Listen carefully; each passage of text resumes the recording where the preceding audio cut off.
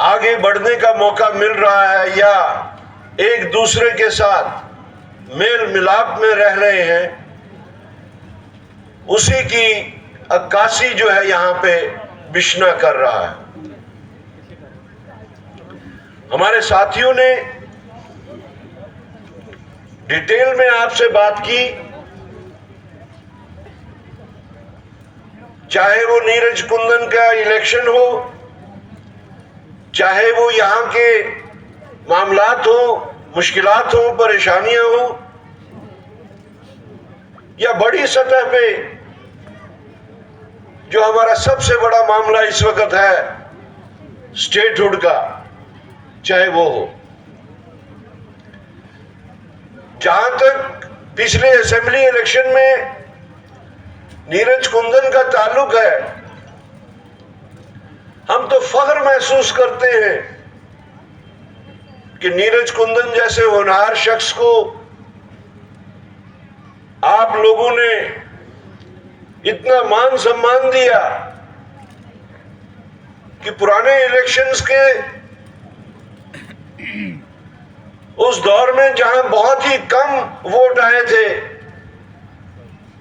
आपने नीरज को 37-38 हजार वोट देके कांग्रेस पार्टी की भी इज्जत अफजाई की और नीरज की भी इज्जत अफजाई की।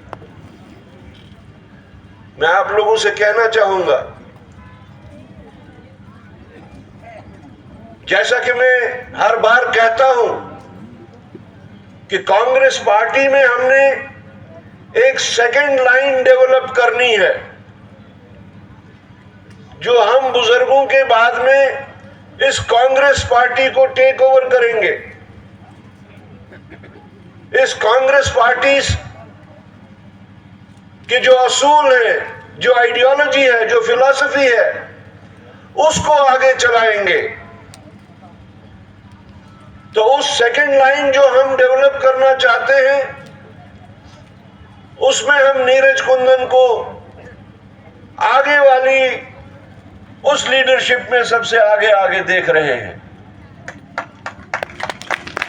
उसमें हम शहनवाज चौधरी को आगे आगे देख रहे हैं, उसमें हम उदय भानु चिप को आगे आगे देख रहे हैं, उसमें हम इफ्तिखार को आगे आगे देख रहे हैं।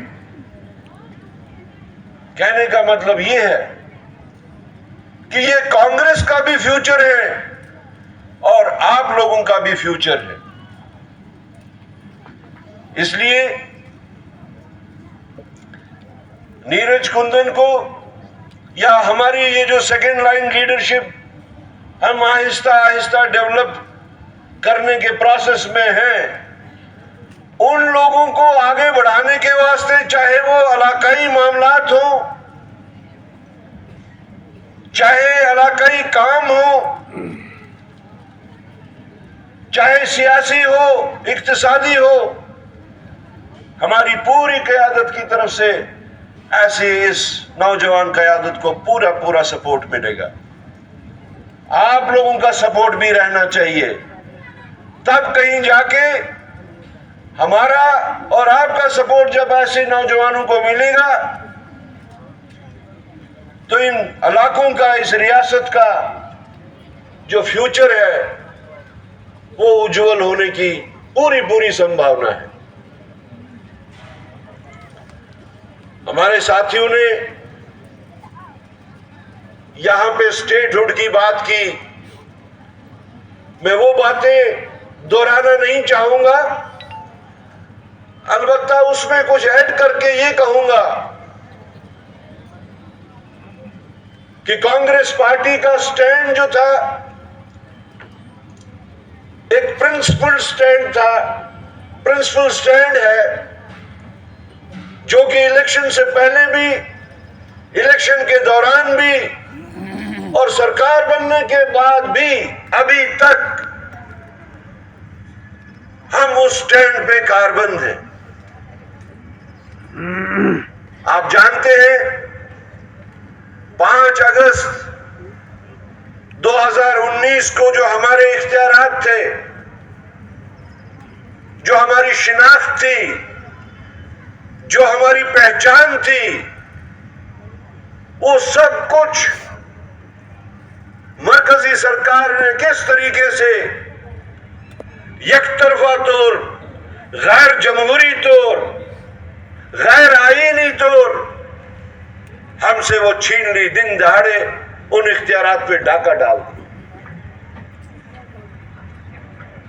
उसके बाद से आज तक भारतीय जनता पार्टी बार बार इस चीज का प्रॉमिस कर रही है, एश्योरेंस दे रही है कि जम्मू कश्मीर को उसके इख्तियारात, उसका हक, उसका दर्जा, स्टेटहुड वापस दिया जाएगा।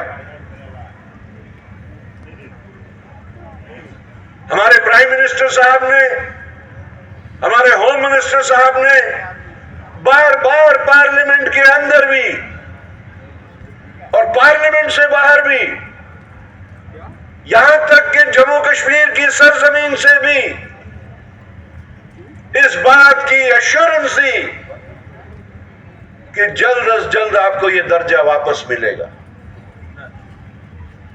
कई बार तो यह भी कहा कि इलेक्शन होने के साथ ही, इलेक्शन होने के बाद आपको यह दर्जा वापस मिलेगा, लेकिन अभी तक उसके ऊपर कोई पेशरफ्त नहीं हो रही है। इसलिए हम एक बार फिर वजीर आजम से, वजीर दाखिला से गुजारिश करने के वास्ते, उनको याद दहानी के लिए हमने एक ऑर्गेनाइज तरीके से एक प्रोग्राम शुरू किया, जिस प्रोग्राम का नाम है हमारी रियासत हमारा हक। हम कोई भीख नहीं मांग रहे। हमारे साथियों ने कहा, लाल सिंह जी ने जैसे कहा कि किस तरीके से हमारे महाराजों ने ये डोगरा रियासत बनाई थी, कितनी मेहनत की, कितनी जंगें लड़ी, कितनी शहादतें दी होंगी, तब कहीं जाके हमारा ये रियासत दुनिया के सामने आई।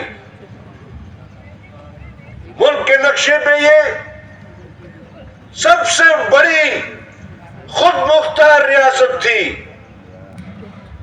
जिसका बराए रास्त अंग्रेजों का भी डायरेक्ट कंट्रोल नहीं था। लेकिन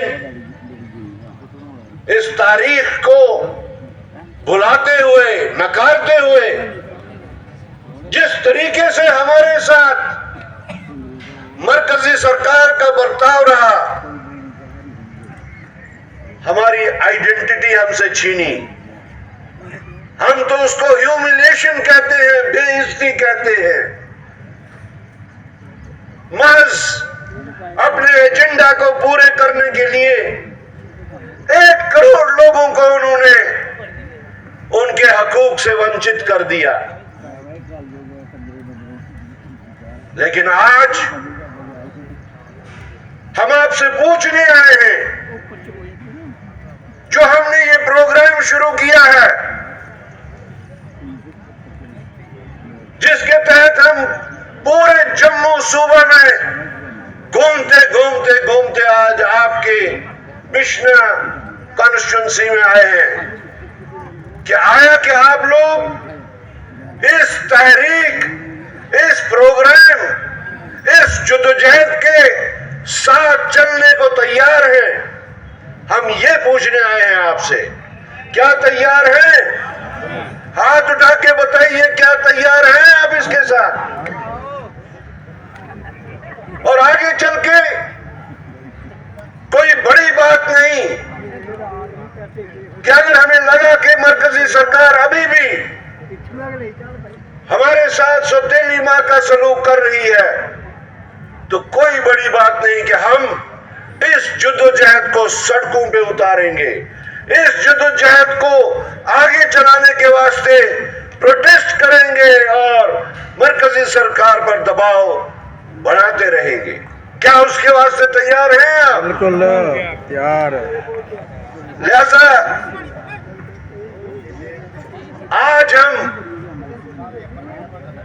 हर उस बात की निशानदेही करना चाहते हैं जिसके तहत ये जद्दोजहद शुरू हुई। मगर सबसे अफसोस की बात क्या है कि हम किन लोगों से अपने ये हक मांग रहे हैं? उन लोगों से जिन्होंने आजादी की जंग में जिनका कोई योगदान नहीं रहा, कोई माँ बाप दादा परदादा इस जद्दोजहद में नहीं रहा। हम उन लोगों से मांग रहे हैं अपना ये हक जिन्होंने अंग्रेजों के खिलाफ जंग जो कर रहे थे, लड़ाई जो कर रहे थे, जद्दोजहद जो कर रहे थे, उनकी अंग्रेजों के सामने मुखबिरी की। हम उन लोगों से मांग रहे हैं जिन्होंने जेलों के डर से लंबे लंबे माफीनामे लिखे और कहा कि हम कांग्रेस की इस जद्दोजहद के साथ नहीं हैं, हम आपके और आपके मुल्क के बदस्तूर गुलाम रहना चाहते हैं या ताबेदार रहना चाहते हैं। आज अफसोस की बात है कि ऐसे ही लोगों से हमें अपने हक की हसूली के लिए लड़ना पड़ रहा है। और इसके साथ साथ जैसा ताराचंद जी ने भी कहा, हमारी दूसरी तहरीक जो पूरे मुल्क में इस वक्त चल रही है, जय बापू, जय भीम, जय संविधान, आज हमें इस बात का एहसास होना चाहिए कि अगर आज हम अपने आप को खड़ा होके फख्र से हिंदुस्तानी कहलाते हैं तो वो इस संविधान की देन है।